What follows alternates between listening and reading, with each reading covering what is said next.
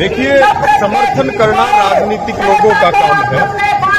हम तो आंदोलन में साथ देने के लिए आते हैं और जब तक आंदोलन का निर्णय ना हो जाए, आंदोलन की जीत ना हो जाए, तब तक हम उसमें मजबूती से डटे रहते हैं। जी, क्या लगता है कि पिछले लोगों ने कर लिए तो अलग तरह देखिए, रोहनाथ गांव बहुत ऐतिहासिक है। 1857 की क्रांति में इस गांव के क्रांतिकारियों के साथ अंग्रेजों ने जुल्म ढाने में कोई कमी नहीं छोड़ी। बड़ से लटका दिए गए। आज भी वो बड़ चीख चीख के कह रहा है गांव रोहनाथ का।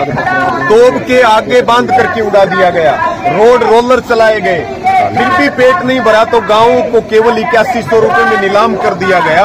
और उसके बाद पंजाब, जब संयुक्त पंजाब था तो प्रताप सिंह कैरो ने घोषणा की 57 प्लाट, एक प्लाट में 12.5 एकड़ जमीन है कि इस गांव को दिए जाएंगे, इनको शहीद का दर्जा दिया जाएगा।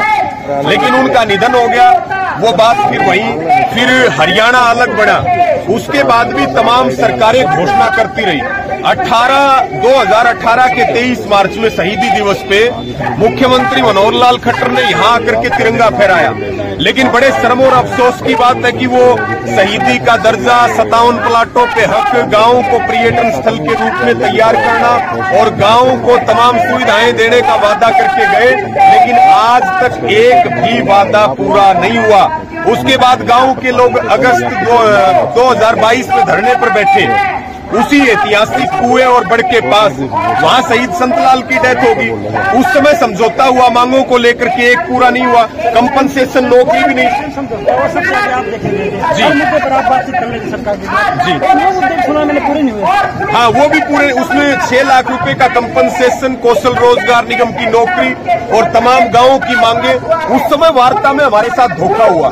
फिर मांगों को लेकर के मई 2022 में यहाँ पे वेद प्रकाश जी, जो पिछले 23 साल से गांव की लड़ाई लड़ रहे थे, वो यहाँ आकर के अपने साथी भूप सिंह के साथ बैठ गए।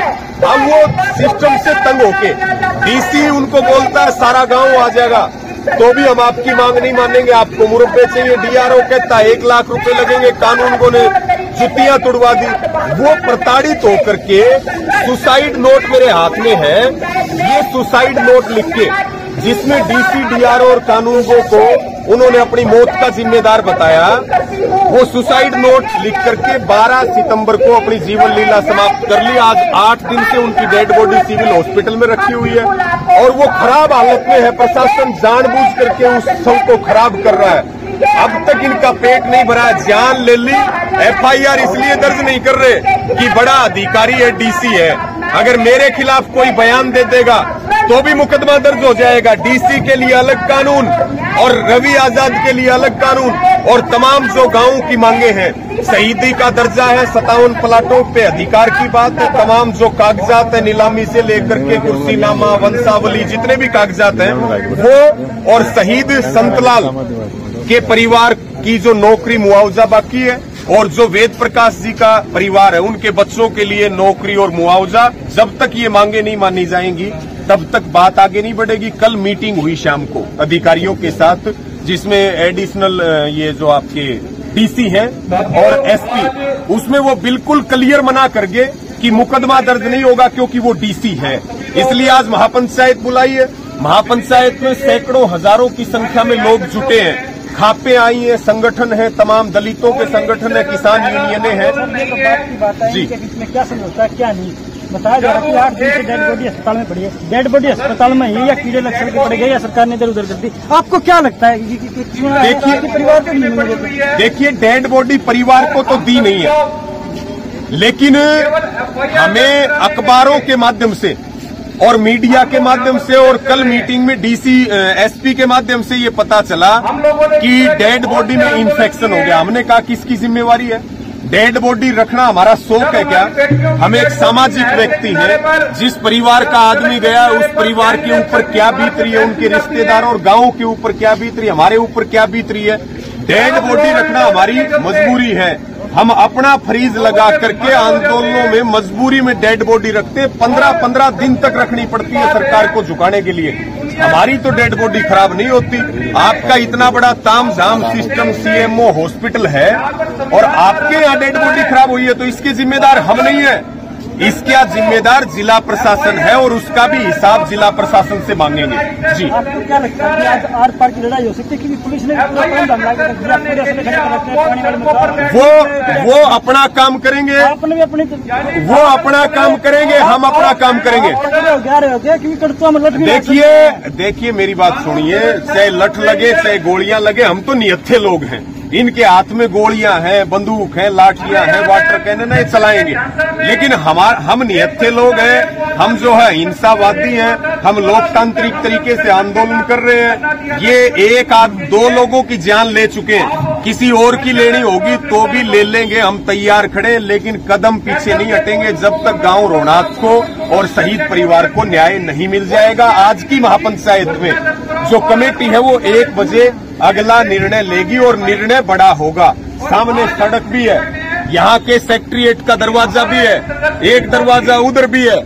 हम कोई भी कदम उठाने पे मजबूर होंगे जिसकी जिम्मेदारी जिला प्रशासन की और हरियाणा सरकार की होगी।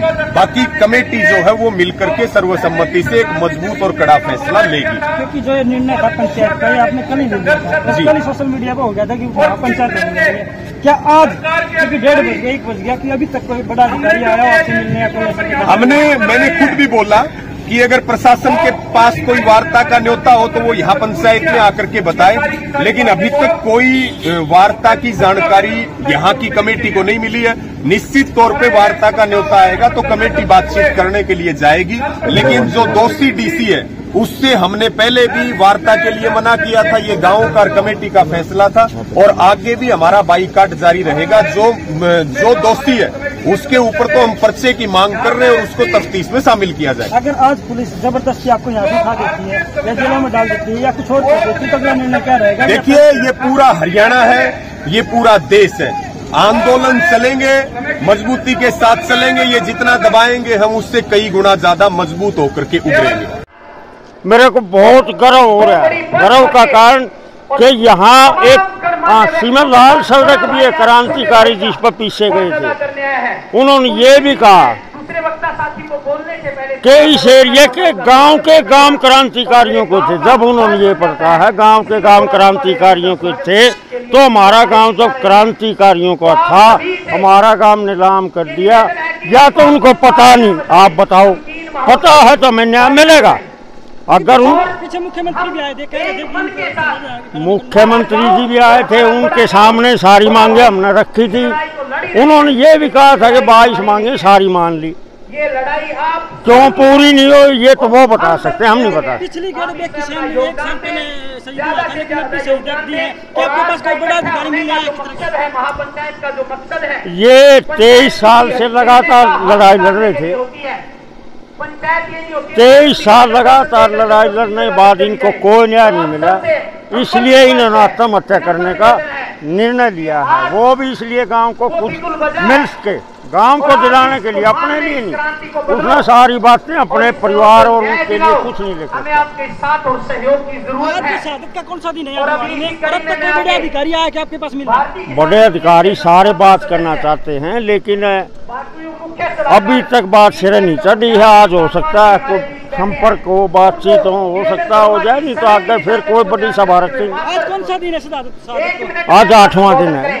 अगली रणनीति क्या रहेगी अगर आज कोई बात नहीं बनती है? वो हमें समय तय करेंगे सभी मिलके कि आगे बड़ा आंदोलन या बड़ी सभा कब होगी वो आपको बता दें। तमाम यहाँ उपस्थित हमारे पिता तुल्य बुजुर्गों, नौजवान साथियों, मेरी माताएं, बहनें, तमाम संगठनों के हमारे पदाधिकारीगण, आशा वर्कर बहनें और सभी मीडिया के बंधुओं, देखिए, ज्यादा समय ना लेकर के कुछ महत्वपूर्ण बातें आपके साथ साझा करूंगा। तमाम यहां पे जो आप आए हैं, इस आंदोलन की आगे की रणनीति पे अपने सुझाव भी आप दे रहे हैं।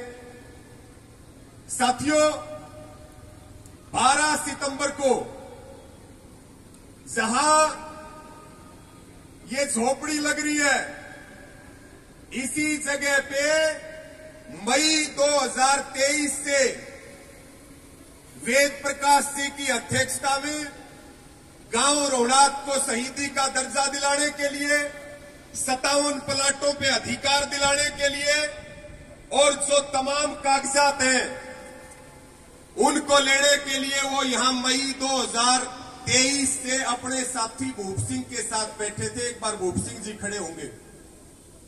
वेद प्रकाश जी जो शहीद हो गए और भूप सिंह जी ये मई 2023 से इसी जगह पे बैठे थे, मच्छरों के बीच बैठे, तमाम तकलीफों के बीच बैठे।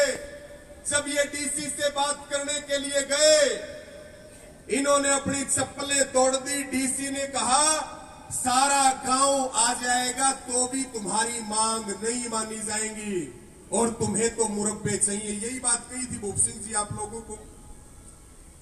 उसके बाद टीआरओ के पास गए। टीआरओ ने कहा कि एक ठोका लगेगा कागज लेने के, और सदर का जो कानून गो है उन्होंने प्रताड़ित किया। ये सुसाइड नोट मेरे हाथ में है, सबने सोशल मीडिया पे देखे, यहां भी चिट्ठी है, जो देखना चाहे वो देख भी सकता है।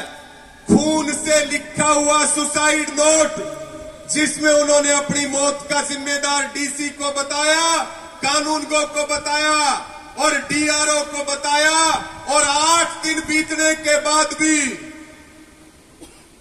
एफआईआर नहीं लिखी जाती है, क्योंकि ये देश संविधान से नहीं चल रहा, ये देश आरएसएस के संविधान से चल रहा है। आप और मेरा नाम होता तो अब तक मुकदमा दर्ज होता कि नहीं होता? हाथ उठा करके बताओ। इस देश में माथे देख करके टीका निकाला जा रहा है कि वो डीसी है, इसलिए उसके ऊपर मुकदमा दर्ज नहीं होगा। टीआरओ सरकारी अधिकारी है। एक देश में 2 कानून नहीं चलेंगे। सरकार इस बात को कान खोल के सुन ले, चाहे भले ही डीसी और कमिश्नर हो, जो मौत का जिम्मेदार है वेद प्रकाश जी का, उसके खिलाफ मुकदमा लिखना पड़ेगा, चाहे हमें कहीं तक भी कदम उठाने पड़ो। साथियों, अगस्त 2022 में जब रोहनात गांव में मुख्यमंत्री आए थे, 23 मार्च 2018 को मुख्यमंत्री मनोहर लाल खट्टर कह के गए थे, उन्होंने कहा इस गांव को शहीदी का दर्जा मिलेगा। एक बार हाथ उठा करके बताना मुख्यमंत्री ने ये बात कही थी कि नहीं कही थी? इस गांव में स्कूल खुलेगा, कॉलेज खुलेगा, इसको पर्यटन स्थल बनाएंगे, नई पीढ़ी यहां से प्रेरणा लेगी। क्योंकि साथियों, बड़े गर्व की बात है कि पूरे देश में 1857 की क्रांति में जो योगदान रोहनात गांव ने दिया है, ऐसा दूसरा उदाहरण नहीं मिलता। जहां के क्रांतिकारियों को तोप के बांध करके उड़ा दिया गया हो, और जहां के क्रांतिकारियों को बड़ पर लटका करके उनको फांसी दी गई हो, और जहां के क्रांतिकारियों पर फांसी में रोड रोलर चलाए गए हो। जिस गांव को सबसे ज्यादा सम्मान मिलना चाहिए था, आज वो अपनी आजादी की मांग कर रहा है, गांव को नीलाम कर दिया। प्रताप सिंह कैरो की सरकार में बाकायदा चिट्ठी जारी हुई, प्लाटों के नंबर जारी हुए, और मुख्यमंत्री खट्टर 23 मार्च 2018 को कहते हैं गांव पे प्लाटों पे हक मिलेगा, गांव को शहीदी का दर्जा मिलेगा, मुआवजा मिलेगा। लेकिन उसके बाद भी एक काम भी नहीं हुआ, गांव के साथ धोखा किया गया। फिर गांव में धरना लगा मुख्यमंत्री की मांग के लिए। हम उस पूरे आंदोलन में, 1 मिनट रुक जाओ, बात बताने, उस पूरे आंदोलन में हम शामिल रहे। वहां पे शहीद संतलाल की डेथ हो जाती है, शहीद संतलाल की डेथ हो जाती है, और शहीद संतलाल की जब डेथ हुई तो प्रशासन के साथ एक समझौता हुआ, 12 लाख रुपए मुआवजा, कौशल रोजगार की नौकरी। 6 लाख रुपए आज तक नहीं मिले, नौकरी आज तक नहीं मिली, गांव की कोई मांग पूरी नहीं हुई। 4 दौर की वार्ता प्रशासन के साथ हुई। कल शाम को भी मीटिंग हुई, जिसमें एसपी की तरफ से स्पष्ट बता दिया गया कि मुकदमा नहीं करेंगे, और जब मुकदमे पे सहमति नहीं बनी तो फिर आगे की बात तो करने का कोई फायदा ही नहीं रहा। इसलिए मेरी पूरी पंचायत से ये अपील, प्रार्थना और निवेदन है कि ये गांव के हक का मुद्दा है, ये शहीद को न्याय दिलाने का मुद्दा है। एक मजबूत रणनीति यहाँ पे जो कमेटी बनी हुई है वो अपनी मीटिंग करके भी बढ़ाए और जो प्रशासन भी अपनी स्थिति स्पष्ट कर दे कि वो इन सारी मांगों पे वार्ता के लिए तैयार है कि नहीं है। लेकिन ये तय है कि ये पंचायत जो आज हुई है, ये पंचायत फैसला लेगी और जो भी फैसला लेंगे एक बार हाथ उठा करके बता दो कि उस पे फूल चढ़ाने का काम करेंगे कि नहीं करेंगे। तो साथियों, इसी के साथ आपका धन्यवाद। ये पूरा एक निष्कर्ष जितना मेरे संज्ञान में था वो आपके बीच में रखा है और सरकार इस बात को कान खोल के सुन ले, प्रशासन इस बात को सुन ले। वो कह रहे हैं कि डेड बॉडी में कीड़े पड़ गए, आज तक परिवार को उनका पार्थिव शरीर नहीं दिया गया। कल अधिकारियों को हम कह रहे थे इन्फेक्शन हुआ है, कीड़े पड़े हैं, तो उसकी जिम्मेदारी सरकार और प्रशासन की है, हमारी नहीं है। हम जब तक अपने कदम पीछे नहीं रखेंगे, जब तक गांव रोहनाथ को उनका हक और शहीद को न्याय नहीं मिलेगा, तब तक हम लड़ते रहेंगे।